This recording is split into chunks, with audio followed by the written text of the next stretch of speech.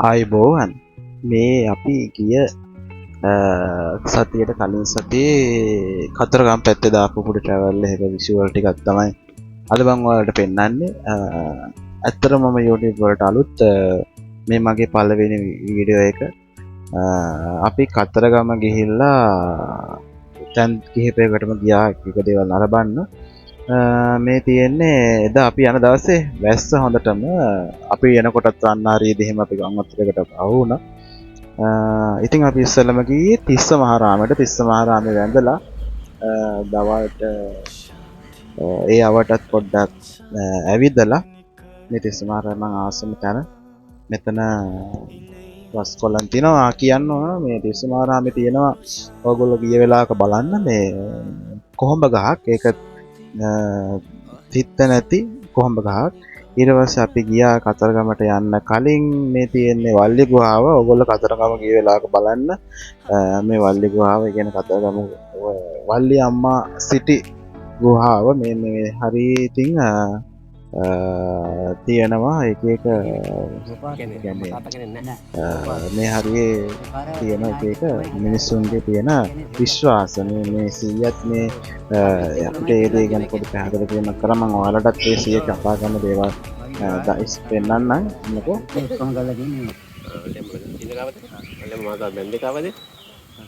කතරගම ඇයි උපපාතික ඉපදලා තියන්නේ? උපපාතික ඉපදලා තියන්නේ තමයි බලේ. නැත්නම් අපිත් හරි ගාන්දුරගෙන් පස්සේ හරි පිටර තියෙන ගලේ ඒක විතරනේ. අපිට 100 කිව්ව විදියට මේ මෙතන මේ වල්ලි ගුහාව වැඩ සිටි කන්ද දක්වාම විහිදෙනවා. ඒ කියන්නේ මේ යට තියෙන ගල් කුහරය වැඩිහිටි කන්ද දක්වාම විහිදෙනවා. මේ තියෙන්නේ වල්ලි අම්මගේ කුඩා කාලයේ පාසලකුණක් කියලා තමයි අපිට දැනගන්න ලැබුණේ. මෙතන තිබ්බා මේ පෝරවකින් ඒ පිළිබඳව සඳහන් කරලා තියෙනවා.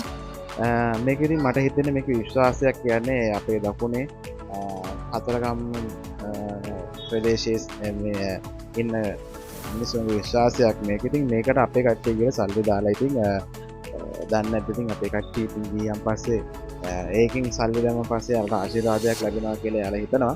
ඔයාලගේ අදහසත් කියන්න. ඒ ගැන මේ ගිහිල්ලා බුදු පිළිම වලට එහෙම සල්ලි දාන එක ගැන. මේ තියෙන ඉතින් වල්ලි අම්මා දේවාලය, වල්ලි මාතා දේවාලය. ඉතින් මෙතනට යන්න ඔයගොල්ලෝ කතරගම ගිය වෙලාවක අසෙල්ල කතරගම ගණදවි කෝවිලේ ඉඳලා දකුණු පැත්තට වෙන්න. ඒ කියන්නේ මීටර් 100ක් දකුණු පැත්තට වෙන්න තමයි මේක පිටලා තියෙන්නේ. මමත් ඉස්සෙල්ලා ගිහින් තිබ්බේ නැහැ කලින් මේක. ඉතින් අපිත් එක්ක ගිය 100 කෙනෙක් තමයි මේක කිව්වේ. මෙන්න මෙතන මෙහෙම තැනක් තියෙනවා කියලා අපිත් යම් බලන්න කියලා. ඒ ගිය ගමන් තමයි අපි එතනට ගියේ. මේ ඉතින් අපි අපේ ගෙදර කට්ටිය අය හැමෝම මේ යනවා අපේ සෙල්ල කතරගම ගණදේ කෝවිලට. සෙල්ල කතරගමට යන්නේ. එතකොට අපි වල්ලි අම්මා කෝවිලට දැන් එතනට ගිය ඒක තමයි තිබ්බේ. මේ දින අපි කතරගම රෑ කතරගම කිරිවෙහෙර වඳින්න යන වීඩියෝ ටිකක් ඉතින් විෂුවල් ටික රියක් පොඩි ප්‍රශ්න ටිකක් තිබ්බට විතර ගණන් ගන්න මගේ පළවෙනි වීඩියෝ එකේ හින්දා. ඉතින් මම ආසම මේ හවසට එහෙම වඳින්න යන්න මේ මහසෑය ගාව වුණත් මාරම නිදහසක් තියෙන්නේ. මාරම මානසික නිදහසක්. ඒ නිදහස වෙන තැනකින් ගන්න අමාරු මේ චෛත්‍ය ගාවත් එහෙමයි. මේ කතරගම දේවාලයට ඇතුල් වෙන පිවිසුම් දොරටුව. ඉතින් ඇතුළුනාම වෙනම ෆීලිං එකක් ඇඟට එන්නේ. ඔයගොල්ලෝ අයියනායක කවි පන්ති කියවලා තියෙනවා නම් අන්න ඒකේ තියෙන ෆීලිං එක තමයි මට ආවේ. ඒක ඇත්තටම වෙනම එකක්. මේ අපි කතරගම දේවාලය මැදම ගිය විෂුවල් ටික මෙතන තියෙන්නේ. එතන එදා ටිකක් සෙනග හිටියා වීකෙන්ඩ් හින්දා. මේ තියෙන්නේ වල්ලි අම්මා සැඟවිල්ල සිටින ස්ථානය කියලා තමයි මේ 100 අපිට කිව්වා. අපිත් එක්ක ගිහපු 100 කිව්වේ අපිට. මෙතන තියෙන්නේ කතරගම දේවාලය නම් පොඩ්ඩක් මැණික් ගඟ පැත්තට එනකොට තියෙන තැනක්. මෙතනත් බලලා යන්න ඔයගොල්ලෝ කතරගම ගිය වෙලාවක. ඊට පස්සේ අපි දෙවෙනි දවසේ අපි ගියා වැඩ සිටි කන්ද වන්දනා කරන්න. මේ ඒ යනකොට හම්බෙච්ච පොඩි ගණදේ කෝවිලක්. එතනින් කට්ටිය ආශිර්වාද අරගෙන උඩට නැග්ගා. මේ තියෙන්නේ වැඩිහිටි කන්ද. උඩට නැග්ගන් පස්සේ පල්ලෙහා පේන හැටි මාරම ලස්සනයි. මාරම කූල් එකක් තියෙනවා. එතන ශ්‍රී ලංකා පොල්ලකුත් තියෙනවා. මාරම ලස්සනයි. එන අලුත් වීඩියෝ එකකින් හම්බමු.